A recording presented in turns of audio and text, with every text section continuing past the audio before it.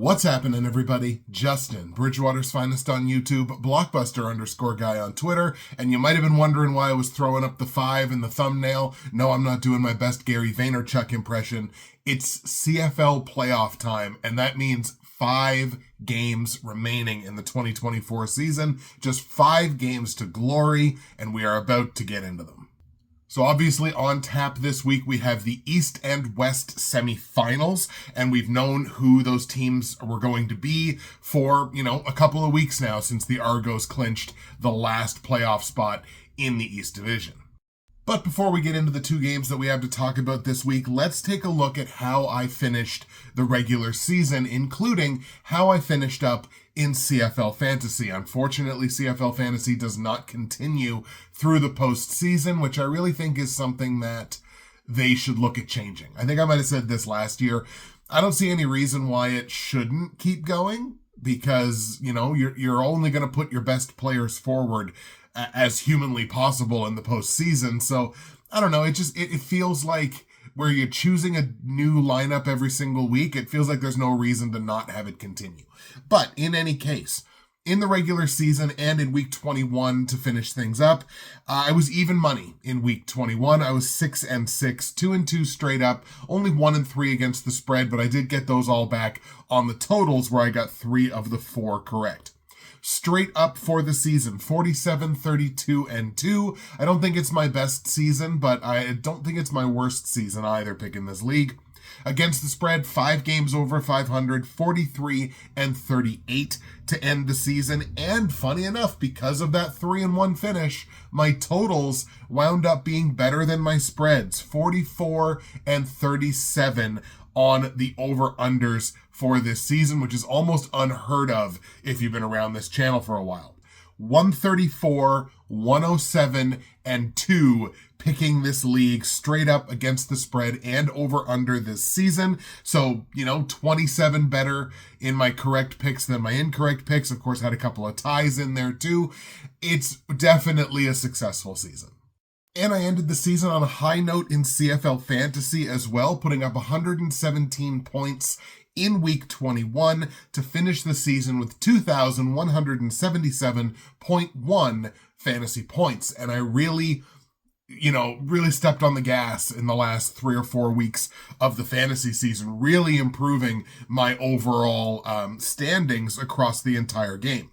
That 117 points was top 500 across the entire game in CFL Fantasy in week 21 and allowed me to finish top 1350 across the entire fantasy game. On that leaderboard, place number 1,337 is your boy.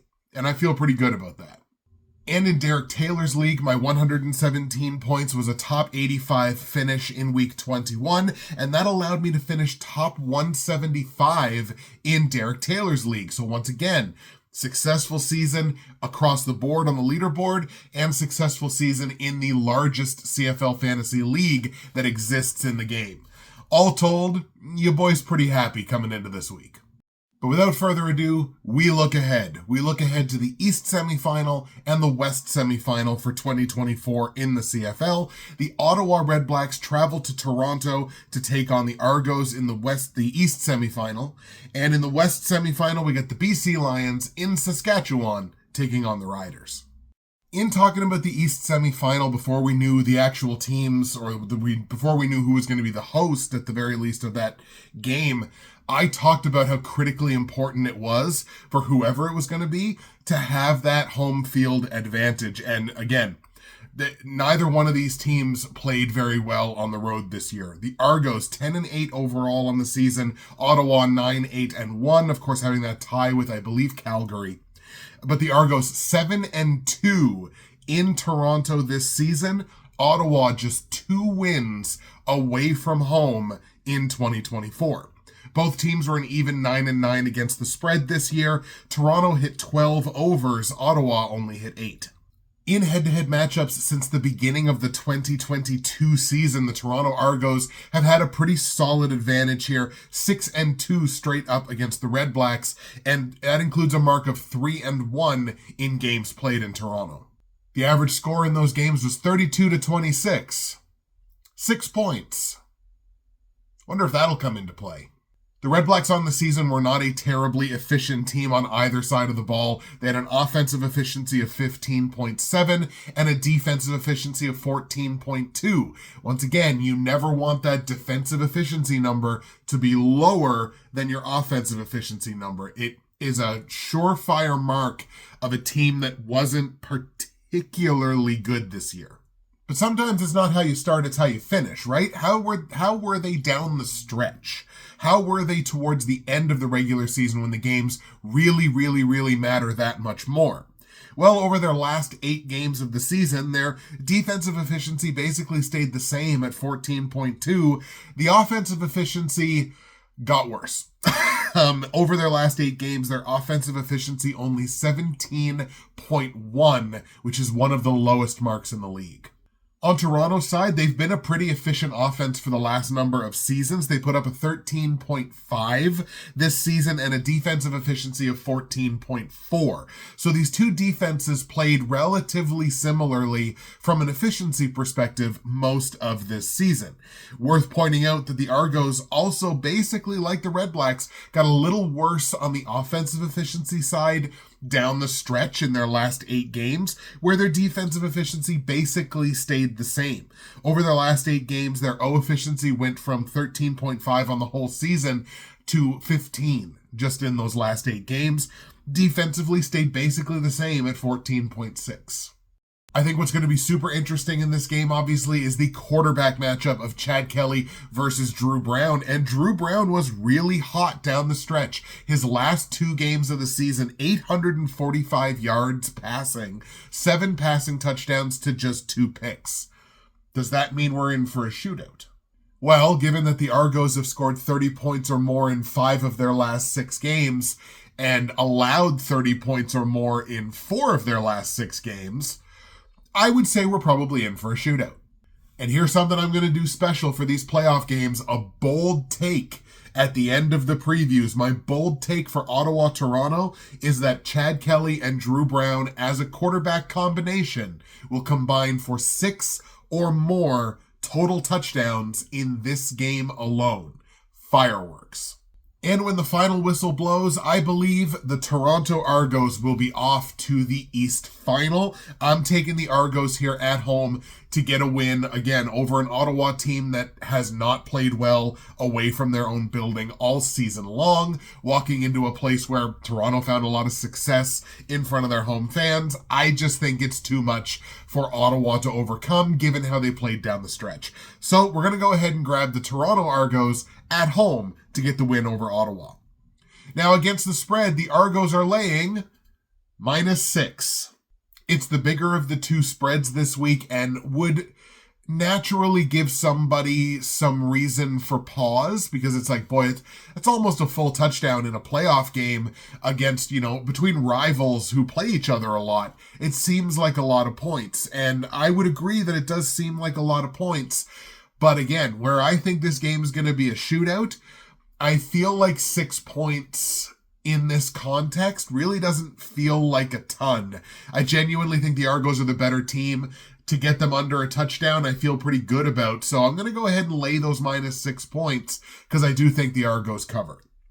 Total in the game is at 52.5. It's the bigger of the 2 totals this week. Again, I'm feeling shootout. I think this game could get into 60 points, like the low 60s. So 52.5, I feel pretty good about taking the over here. Over 52.5 points in Toronto. Ottawa, we're going to go Argos 36, REDBLACKS 27. Argos win, Argos cover the -6, and give me an over on the 52.5 point total. The West semifinal takes us to Mosaic Stadium, the Saskatchewan Roughriders playing host to the BC Lions. The Lions, a team that actually get to come into this game off of a bye, as they had the bye week in week 21. Now, the Lions finished the season 9-9. The Riders finished the season 9-8-1, and basically, again, still had a chance at winning the West Division in the season's final week. So that just goes to show you really how tight the West Division was right up until the end. Now, the BC Lions on the road, only 3-6 this season. Saskatchewan, not great at Mosaic, but 5-4. It's above 500. They'll take it. Lions were not tremendous against the spread this season, covering only 8 of 18 spreads and only hitting 6 of 18 overs. So there were some big inflated numbers in some Lions games, but again, only 6 and 12 to the over this year. Meanwhile, Sasky, 11 and 7 against the spread, 10 and 8 on the totals. The BC Lions, interestingly enough, hold the edge in head-to-head matchups since the start of the 2022 season, winning 5 of those 8 games. In terms of games played at Mosaic in Saskatchewan, it's even money. It's 2 wins for each team. The average score in those games, a 3-point victory by BC, 25-22. Stark contrast to Toronto and Ottawa, much lower scoring. The Riders definitely have the edge here from an efficiency perspective, basically on both sides of the ball. The Lions' offensive efficiency this season, a 15.4. The Riders, a 13.8. Once again, on offensive efficiency, lower is better.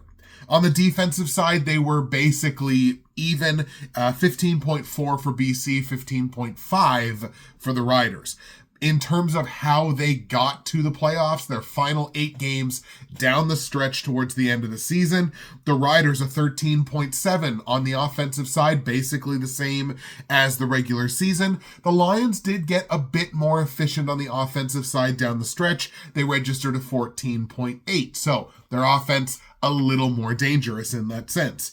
On the defensive side, however, the Lions kind of gave that back. Their D-efficiency mark, 14.9, so a half point worse than it was in the regular season, whereas the Riders actually got about a half point better their final 8 games, 15.9. And I really think the Riders' defense is a huge key to this football game.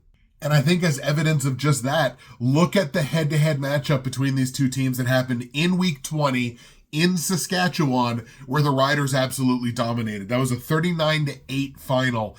It was basically the game, I think, that lost Nathan Rourke his starting job, where he had, I think, 200-some passing yards, no touchdowns, a couple of picks. The Riders' defense played a very strong football. I mean, both sides of the ball played a very strong football game. And if Week 20 was a preview, she's going to be a long night for the Lions.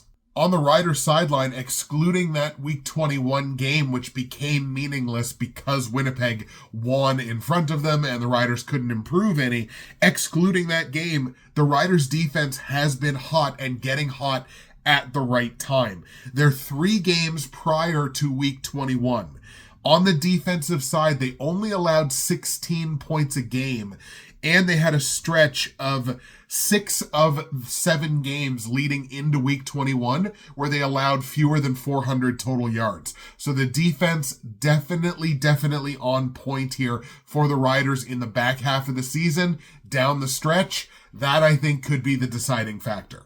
In fact, that's where I'm going to lean here on my bold prediction for the West semifinal. The Riders' defense generates 3 or more turnovers, which includes 2 or more interceptions off of Vernon Adams. Because while I agree that going to Vernon Adams was probably the right move at quarterback, it's not like Vernon Adams isn't interception prone, because he certainly is. So there's my bold prediction. The Riders, 3 or more total turnovers, including 2 or more interceptions, en route to a date with the Winnipeg Blue Bombers in the West Final. I've got the Riders at home getting the win over the BC Lions, going home team here. Now on the line, the Riders are laying -3.5 here. So no matter which way you're going on this game, I can't blame you if you want to play it safe and hedge your bets here. If you want to take that +3.5 on the Lions, even if you like the Riders to win, I can't say I blame you. It insulates you against the upset. It's probably the smart play. I'm going to lay the 3.5 points here on the Riders. I think they've been good enough at home, and I think the defense has played well enough down the stretch that they wind up covering this number. So I'm going to lay the 3.5, but I can't blame you either way. Total in this game set at 51. I'm feeling a sneaky under here. I think these offenses are good. Yeah, I'm feeling a sneaky under here. And again, maybe I'm leaning really hard on the Riders on the defensive side. But give me a sneaky under. Under the 51-point total in BC Saskatchewan. We're going to go Riders 27, Lions 21. I expect this game to come right down to the wire. Maybe the final possession of the game winding up dictating this game. So 27-21 Riders. Riders win. Riders cover the -3.5. And a sneaky under on the points. There you have it, folks. Those are my picks in the East and West semifinals. I got the Toronto Argos and the Saskatchewan Roughriders moving on to Montreal and Winnipeg, respectively, to the East and West finals. That's it for me, Justin, Bridgewater's Finest on YouTube, Blockbuster_guy on Twitter. I appreciate you bearing with me here while I got a little case of the sniffles this morning. Also, it's cold, so hoodie season is definitely here. Enjoy the East and West semifinals, and remember, I'm going to be live streaming a watch-along of the East and West finals. Obviously, don't have the rights to show the games, but you'll be able to watch the games right along with me, see my reactions to the game in real time, interact with me about the games. That's my plan for the East and West finals, and I'm really looking forward to it. I want to do it for the Grey Cup as well. So we will see you again next week for our picks in the East and West final.